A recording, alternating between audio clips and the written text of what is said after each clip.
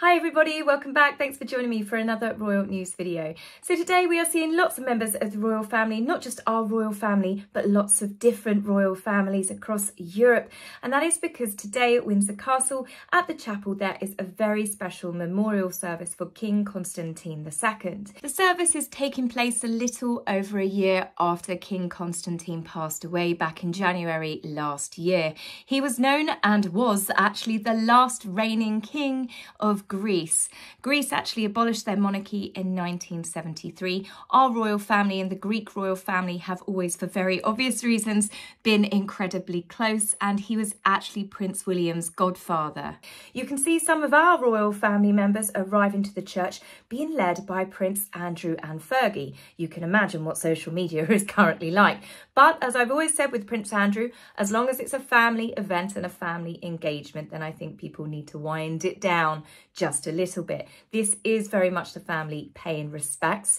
Now, Prince William was due today to give a speech at the service, but he has pulled out due to personal reasons at the last minute. Now, of course, this has sent the media into a bit of a tizzy. Whilst the statement came out and said that Catherine is fine, she is doing well, people are beginning to speculate. I honestly think that there is some sort of desperation coming from the media. They want to know what Catherine's surgery was. They want to know what treatment she has undergone. And I just think it is so incredibly wrong. Now, he's got young children. Catherine is at home recovering. Prince William could have a stinking cold for all we know. But this, I think, it is just another way for the media to go, we need to know what's wrong with Catherine.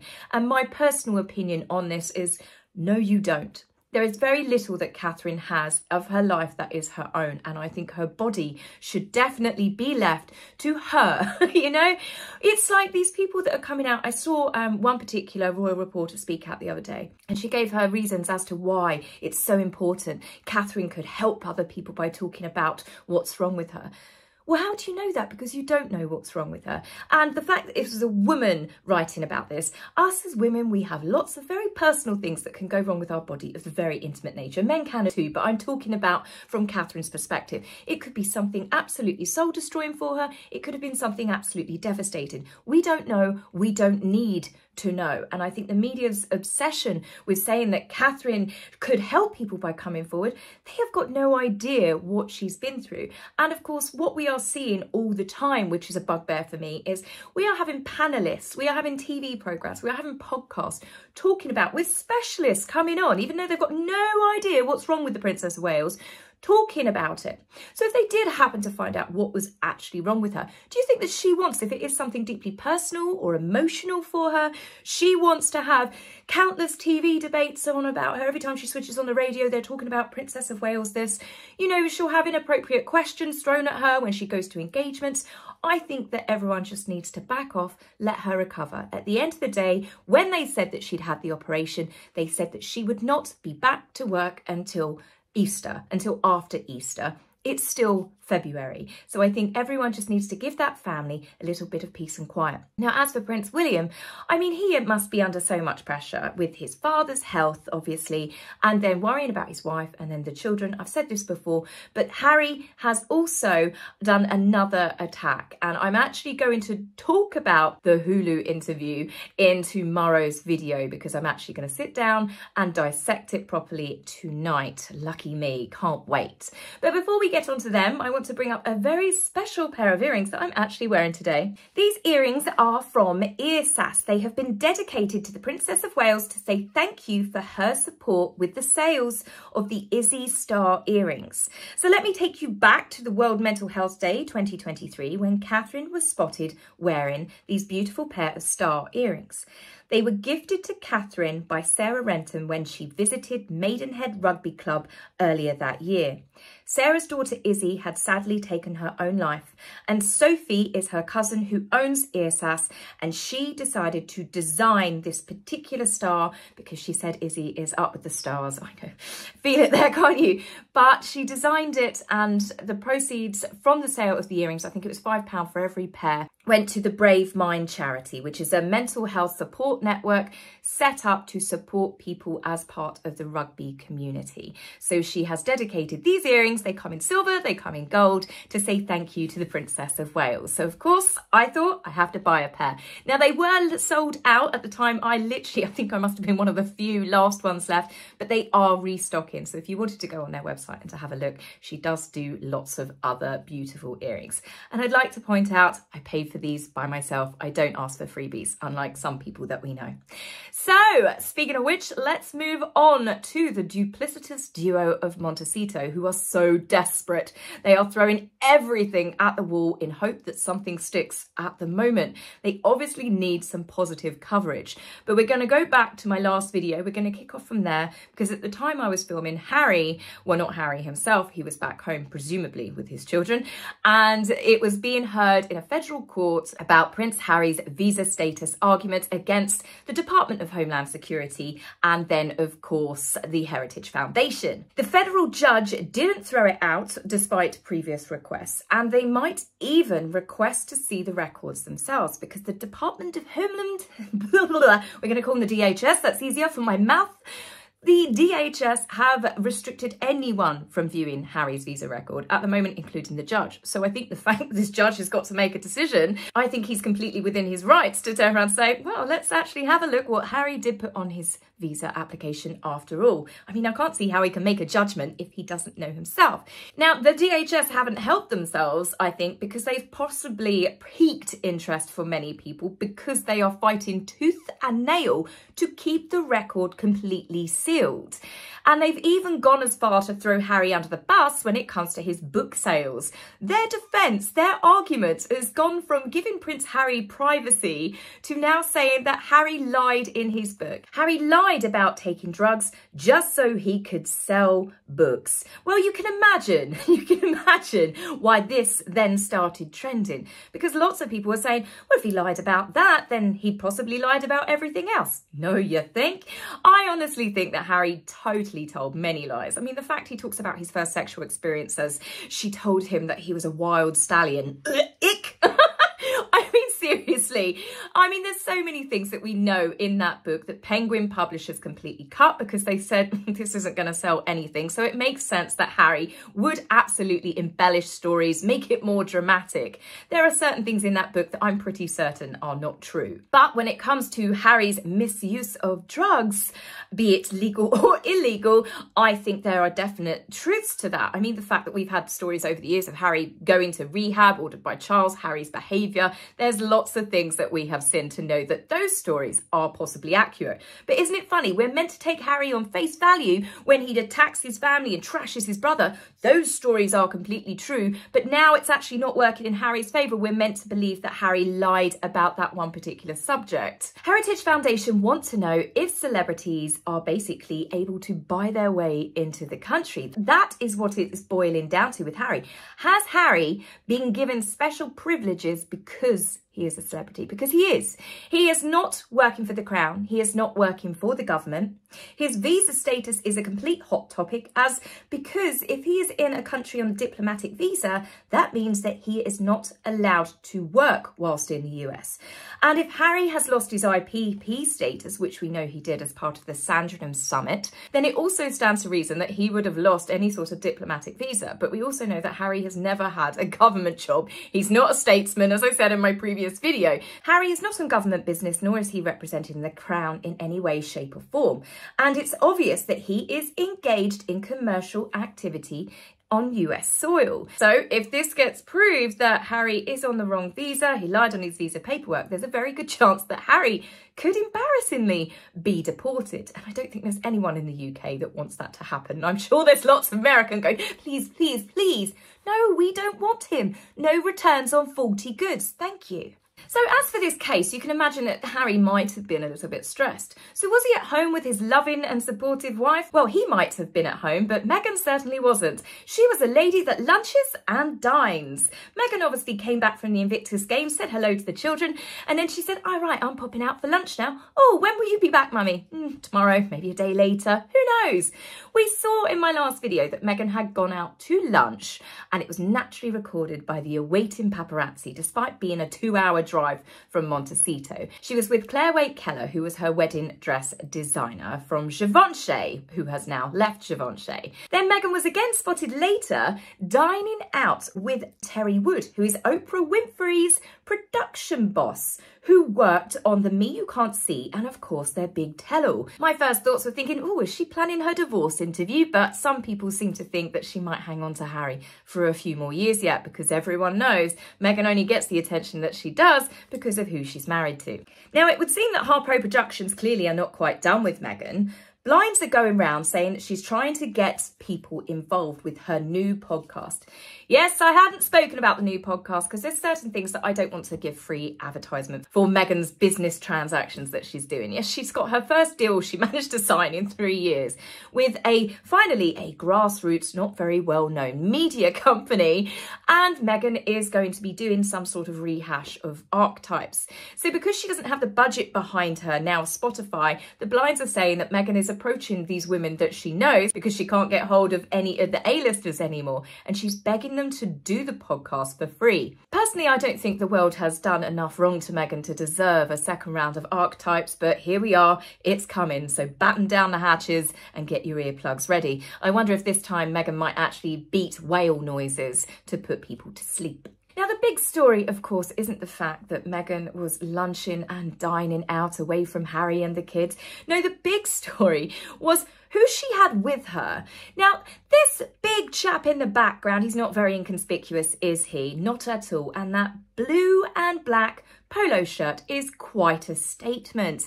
So is the fact that despite Meghan being several hours apart with 2 separate different women in a part of California that she does not live and reside in, he managed to locate Meghan at the same time at both arrivals of restaurants. It's almost as if Meghan had given him a lift, and I would think, just taking a kind of guess here, that he is no doubt on her payroll.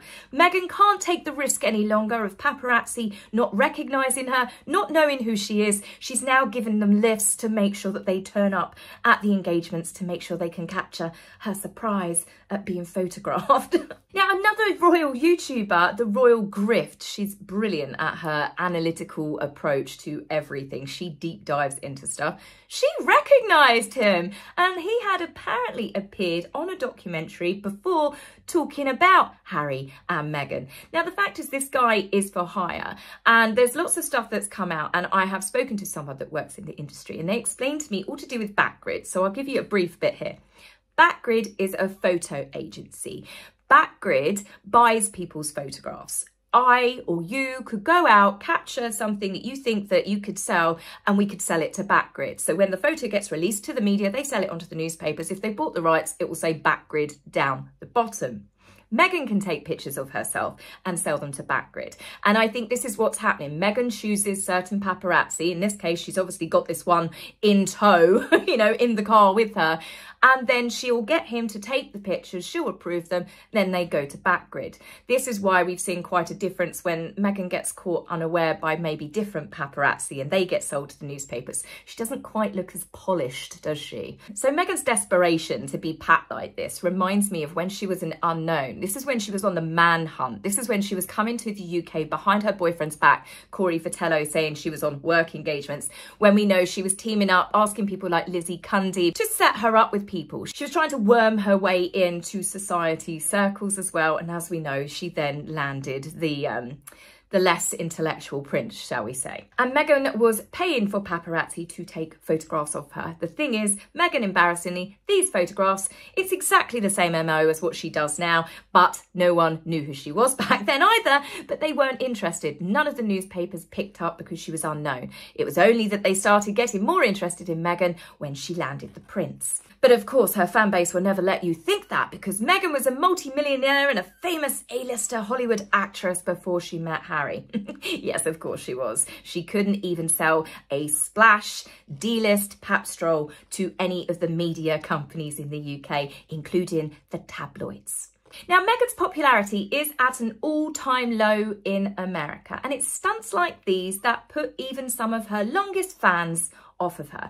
But that is because Harry and Meghan are a walking disaster. They literally undo their own narratives because they can't keep their stories straight, and they are losing a very large number of people that supported them initially. You can't say that you are hounded by the paparazzi, scared for your life, then continuously set up very obvious pap strolls and go as far to literally take them from restaurant to restaurant with you without people saying, this doesn't seem quite right. She doesn't look very scared, does she? You can't say that you want to build relationships with your family, say that I want my father and my brother back by doing hit piece after hit piece after hit piece. This latest documentary that has appeared on Hulu is little more than propaganda, and it is a story of poor Prince Harry, evil Prince William. But as I said, I will dissect that more in tomorrow's video for you.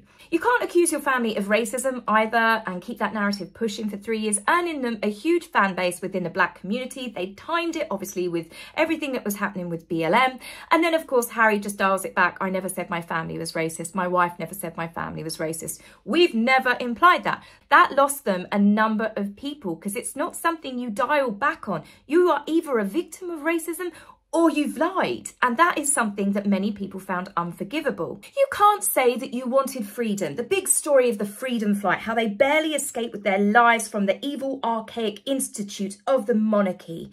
Then you try and set up your very own royal family in the United States, which then tacks onto the children. Let's talk about the fact that Harry and Meghan, first of all, they weren't going to take titles. They wanted their children to have a normal life as possible. Then they said the children weren't going to get titles because they're biracial. And then the moment the king became the king, they turned around and said, actually, do you know what? We're not going to wait till they're older and they can decide for themselves. We're going to call them Prince Archie and Princess Lilibet. Talk about, I thought you wanted your children to have a normal life in a country where they do not have a royal family. Another thing, you can't keep cosplaying your dead mother-in-law to the levels that Meghan does without people saying this is actually really unhinged, a little bit unbalanced, and it's definitely crossing the lines a long time ago of being more than a little bit creepy.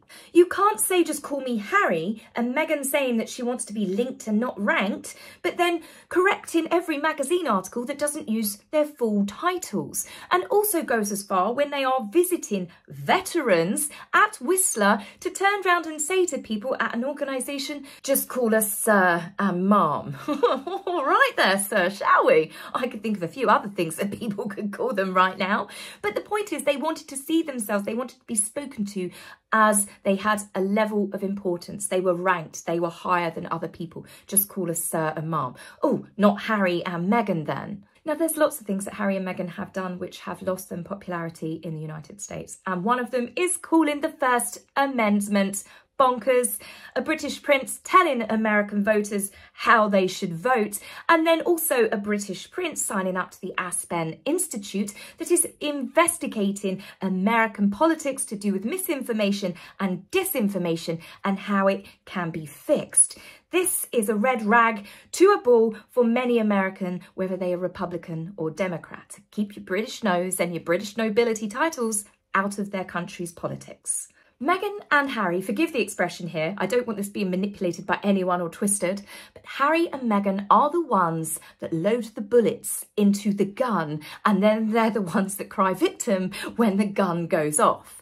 They literally write their own disaster from one thing to the next.